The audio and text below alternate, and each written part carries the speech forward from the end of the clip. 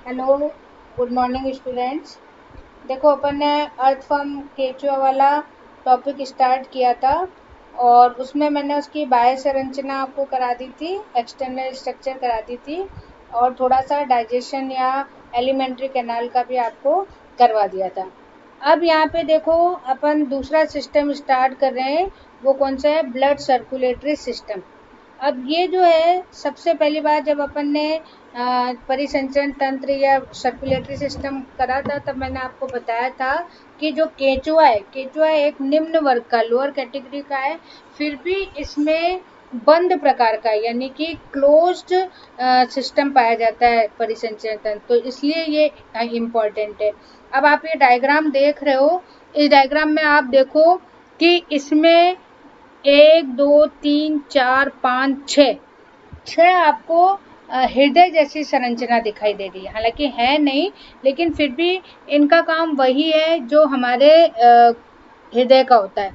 और अगर अपन ये आपको ज़्यादा ध्यान रखना है कि जो आपको चार बड़े दिखाई दे रहे हैं जिनको लेटरल हर्ट्स है, या अपन दूसरा नाम क्या ले रहे हैं, लेटरल इसोफेगियल हर्ट्स, यानी कि पार्श्व हृदय और पार्श्व ग्रसनी हृदय, ये जो है चार इधर दिख रहे हैं तो चार उधर भी है, यानी 4 पेयर होते हैं और ये मतलब बिल्कुल हमारे हर्ट की तरह यहाँ पे काम करते हैं।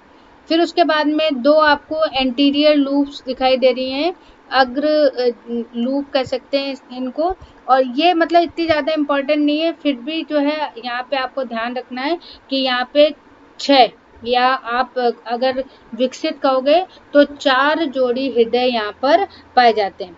फिर उसके बाद में देखो, अगर अपने को केंचुआ पहचानना है तो इस पे ऊपर की तरफ ये रेड कलर की आपको एक वेसल दिखाई दे रही है, जो कौन सी आपकी डोर्सल वेसल। तो ये लाल कलर की होती है, यानी कि इसमें प्योर ब्लड है, ऑक्सीजन वाला ब्लड है। और नीचे आपको एक वेंट्रल वेसल दिखाई दे रही है ब्लू कलर की। तो इनके आधार पर जैसे अपने आर्टरी या धमनी होती है और शिराएं होती हैं, उसी तरीके से यहाँ पे ऊपर की तरफ एक बहुत मोटी सी, आप केचुए को देखोगे तो ये आपको ऊपर से दिखाई देगी बिल्कुल, जो इसकी मेम्ब्रेन होती है, वॉल होती है, वो थोड़ी सी ट्रांसपेरेंट टाइप होती है, तो रेड कलर की दिखाई देती है। तो वो तो कहलाता है डोर्सल एरिया या पृष्ठ, और जो नीचे है वो आपको थोड़ी सी गहरी दिखाई देगी, वो होती है वेंट्रल। तो इस तरीके से आप यहाँ देखोगे कि कितना स्पष्ट यहाँ पे दिखाई दे रहा है। और उसके अलावा आपको खंड के हिसाब से अगर देखना है तो हमारे पास में जो लेटरल हर्ट्स हैं वो तो आपके किस में, 7th और 9th सेगमेंट में, और लेटरल इसोफेगस हैं वो किस में, आपके 11 और 13 में। तो उस तरीके से आपको याद रखना है। और अगर हम एंटीरियर की बात करें तो ये किस में है, आपके 9 और 10 में। तो इस तरीके से जो है आपको यहाँ पे इनके खंडों के आधार पे इनको याद रखना है। फिर उसके बाद में एक और इम्पॉर्टेंट चीज़ है कि इसमें जो ब्लड का डायरेक्शन है वो डायरेक्शन हर समय एक ही दिशा में रहता है, ये नहीं कि बदलता रहे। और ये जो दिशा है वो आपको इसी के सहायता से ये सारे खंडों को जो है रक्त यहाँ पर पहुँचाते हैं।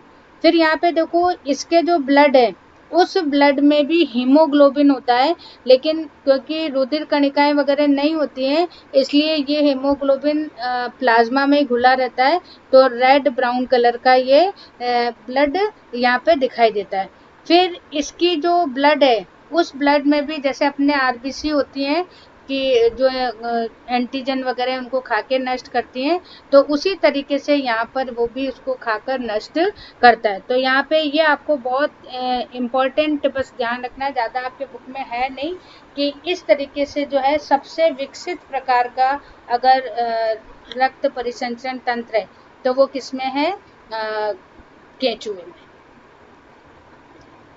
अब देखो अपन थोड़ा सा इसका श्वसन तंत्र का देख लेते हैं। हालांकि ऐसा कोई इसमें सिस्टम है नहीं, इसकी जो भित्ति है या जो इसका क्या करना चाहिए, दीवार है, उसमें आसानी से डिफ्यूजन द्वारा या गैस विनिमय द्वारा जो है ऑक्सीजन अंदर ली जाती है और कार्बन डाइऑक्साइड बाहर की जाती है।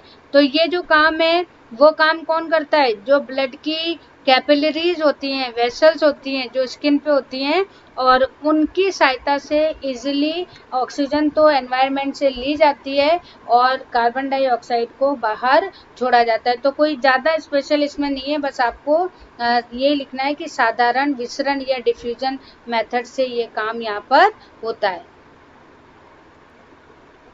अब देखो अगला है इसका उत्सर्जी तंत्र। तो उत्सर्जी तंत्र में आपको देखो डायग्राम देखो, इसके जैसे अपने यहाँ वृक्क होता है, लेकिन यहाँ पे वृक्क नहीं होके उसका नाम क्या रखा गया है, वृक्कक, यानी कि काम तो वृक्क जैसे करते हैं लेकिन इनकी संरचना हमारे वृक्क जैसी नहीं होती है। फिर उसके बाद में आप देख रहे हो कि इसके 3 प्रकार हैं। एक तो है पट्टी है जिसे फेरेंगियल नेफ्रिडिया कहा गया है। उसके बाद में यहाँ पे देखो दूसरा है अध्यावर्णी जो कि स्किन के अंदर होता है, जो कि आपको क्या लिखा हुआ है, माइक्रोनेफ्रिडियम। और जो तीसरा है वो तीसरे कौन से हैं यहाँ पर, ग्रसनी वृक्क है। तो इस तरीके से जो है यहाँ पर आपको थोड़ा सा ध्यान देना है कि सबसे पहले जितने खंड हैं उन खंडों में बहुत सारे आपको नेफ्रिडिया मिलेंगे, और अगर अपन इसकी वो देखें तो अधिकतर सारे जो पट हैं उन पट में मिलेंगे और ये अंदर की तरफ खुलेंगे। ठीक है, तो इन्हें तो अपन जो जैसे आपको लिखा है ना माइक्रो मतलब बहुत छोटे छोटे, तो ये तो कहलाते हैं माइक्रोनेफ्रोडिया। और फिर उसके बाद में कुछ स्किन के अंदर होते हैं, उनको वो बड़े आकार के होते हैं तो उन्हें अपन क्या बोलते हैं, मेगा नेफ्रिडिया। और ये बस आपको दोनों को, एक तो साइज है, दूसरा आपको ध्यान देना है कि जो माइक्रो है वो अंदर की तरफ खुलेंगे, जबकि मेगा है वो मेगा कान खुलते हैं बाहर की तरफ जो है यहाँ पर खुलते हैं। और ये आपको पूरे तीसरे खंड से लेके अंतिम खंड तक आपको लगातार मिलेंगे, और सबसे ज़्यादा अगर आपको मिलेंगे तो वो आपकी जो ग्रसनी वाली इनकी एरिया है वहाँ पर आपको दिखाई दे रहे हैं।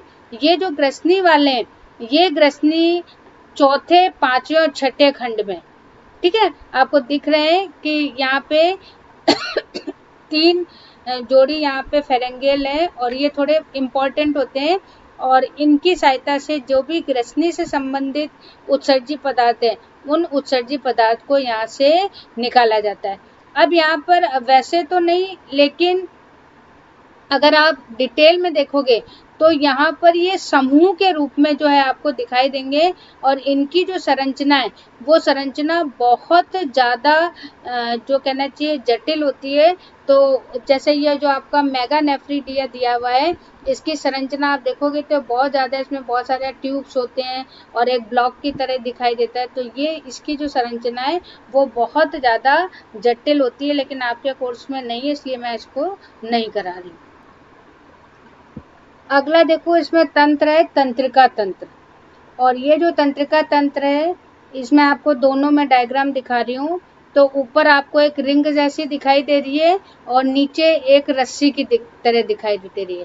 तो जो ऊपर जो स्ट्रक्चर है जो आपको, उसको तो हम बोलते हैं नर्व रिंग,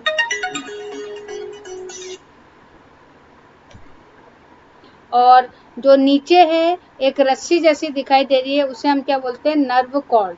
तो ये यहाँ पर थोड़ी सी सिंपल तरीके से है, और अगर डिसेक्शन अपन करते हैं तो जैसे देखते हैं उसमें यहाँ पर आपको दिख जाता है। अब यहाँ पे कुछ आपको गांठें जैसी दिखाई दे रही हैं, तो इन गांठों को हम क्या बोलते हैं, गुच्छिकाएं या गैंग्लिया। और इसके अंदर ही जो तंत्रिकाएं, वो तंत्रिकाएं आपस में आके जुड़ती हैं। तो मतलब ये मान के चलो कि जो तंत्रिकाओं का समूह है वो समूह क्या कहलाता है, गुच्छिका, और ये आपको तीसरे चौथे खंड में दिखाई देती हैं। फिर उसके बाद में देखो तो जो रॉड है, तंत्रिका कॉर्ड है, वो 2 सिरों में विभक्त हो रही है, और ये जो 2 सिरों में विभक्त होने के बाद में जो सिर वाला भाग है, जो ऊपर वाला भाग है, वहाँ पे आपको जुड़ती हुई दिखाई दे रही है।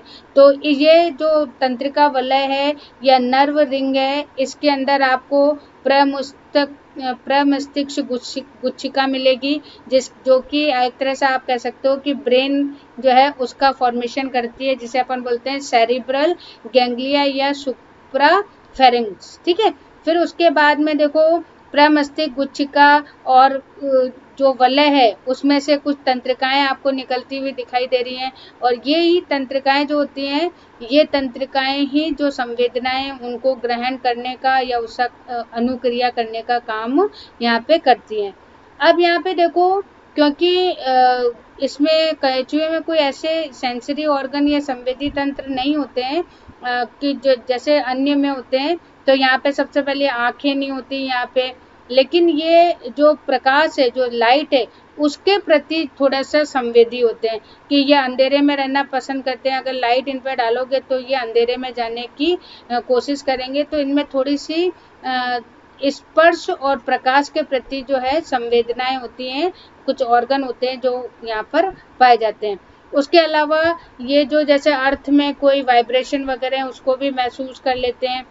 इनमें स्वाद को ग्रहण करने वाले स्वाद ग्राही या टेस्ट रिसेप्टर्स भी होते हैं, और कुछ जो केमिकल्स हैं, जैसे अगर अपन इस पर कोई एसिड वगैरह डालें तो ये वहाँ से हटने की कोशिश करते हैं, तो इसलिए इनमें रसायन उद्दीपन की क्रिया भी पाई जाती है।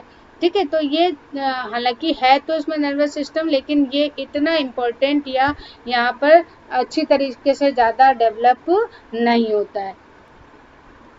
अब देखो नेक्स्ट इसमें है रिप्रोडक्टिव सिस्टम या जनन तंत्र।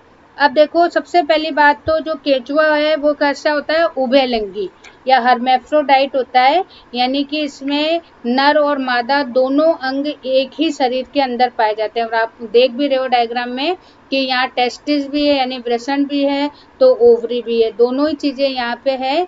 लेकिन ये इसलिए इम्पॉर्टेंट है क्योंकि इसमें पूर्वता पाई जाती है, प्रोटोएंड्री। ये इसका मतलब होता है कि पहले जो है नर भाग यानी कि टेस्टिस डेवलप होते हैं और बाद में अंडाशय डेवलप होता है या ओवरी डेवलप होता है। इसलिए इसमें जो फर्टिलाइजेशन है वो क्रॉस होता है, यानी कि दूसरे केंचुए से ही इसमें होता है।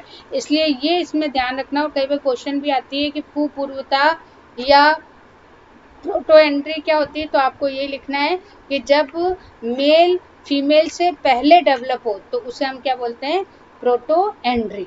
अब यहाँ पे देखो अगर अपन अलग अलग देखें तो जो वृषण है यानी कि जो टेस्टिस हैं, वो टेस्टिस आपको किस किस में दिखाई दे रहे हैं, वो है 10वें और 11वें में, यानी 2 जोड़ी हैं। और वो आपको कौन से खंडों में दिखाई दे रहे हैं, 10th और 11th में।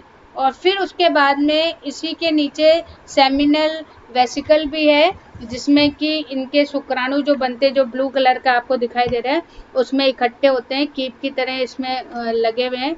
तो टेस्टिस और दोनों जो है वो हैं 10 और 11 में, और जो सेमिनल वेसिकल है जैसे शुक्राशय बोलते हैं, वो आपको किस में मिलेंगे, 11वें और 12वें में।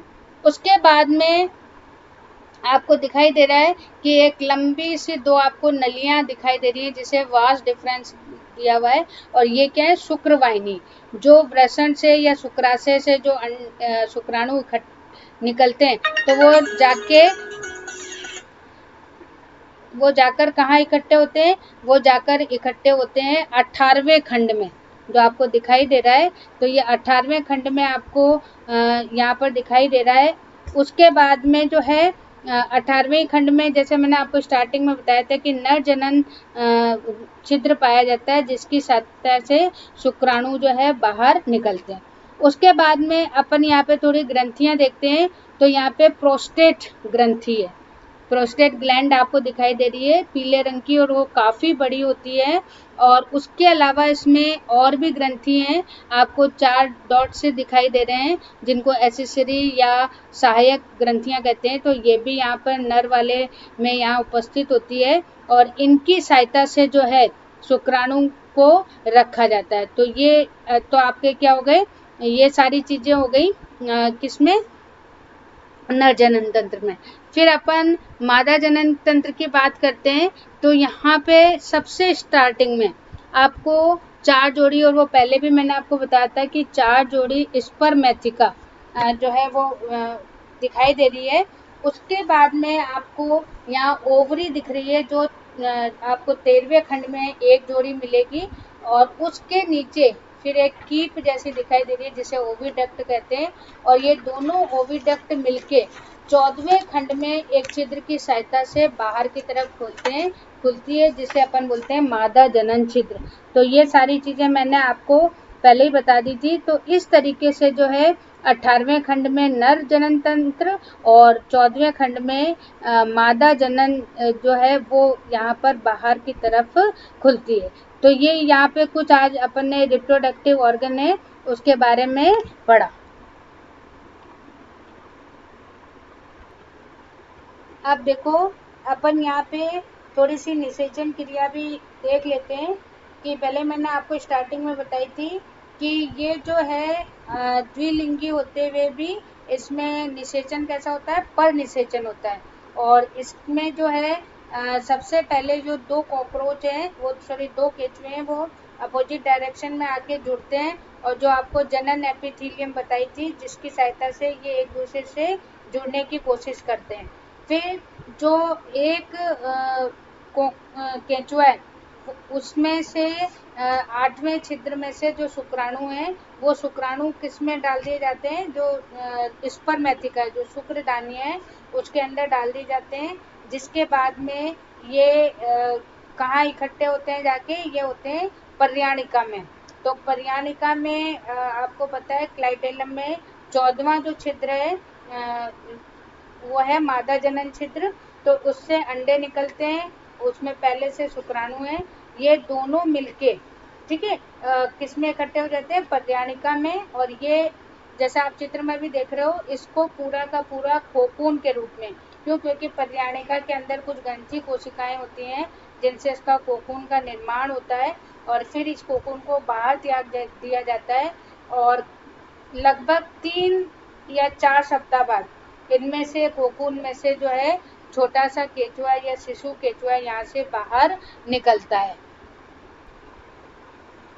अब देखो जब केंचुए का, ये मैं आपको एक डायग्राम दिखा रही हूँ, इस तरह से पूरा इसका जीवन चक्र होता है कि सबसे पहले केंचुआ है, फिर उसमें कोकून का निर्माण होता है और उन कोकून से छोटे छोटे केंचुए यहाँ पे बाहर निकलते हैं।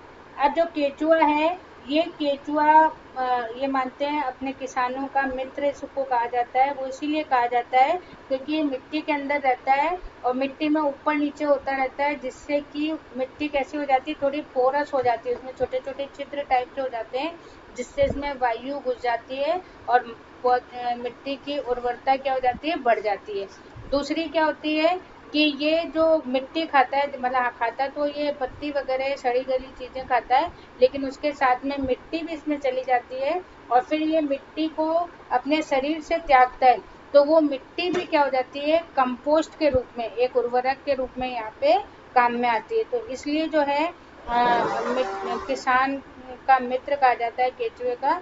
एक इसमें और भी इसका लाभ है कि इसको जैसे मछली वगैरह पकड़ते हैं तो आपने कभी देखा होगा उसका जो कांटा होता है उस कांटे में केंचुए के लगा दिया जाता है। क्यों, क्योंकि मछली केंचुए को बहुत अच्छे, मतलब उसका पसंद होता है, तो इसको बोलते हैं प्रलोभक या प्रे, जिसे प्रे जो होता है इंग्लिश में प्रे बोलते हैं, प्रलोभक के रूप में इसका उपयोग करते हैं। ये मतलब मछली के लिए एक पसंदीदा भोजन है।